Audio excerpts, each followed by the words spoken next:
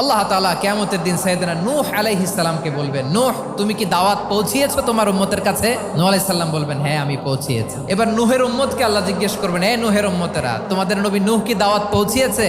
নূহের উম্মত বলবে, না আল্লাহ, কোনো দাওয়াতও আমরা পাই নাই, আপনারাও চিনি নাই, জান্নাতও চিনি নাই, জাহান্নামও চিনি নাই। নূহ আলাইহিস সালাম বিপদে পড়ে যাবেন। তখন আল্লাহ বলবেন, নূহ তোমার পক্ষে কোনো সাক্ষী আছে? নূহ আলাইহিস সালাম বলবেন, আছে। কে?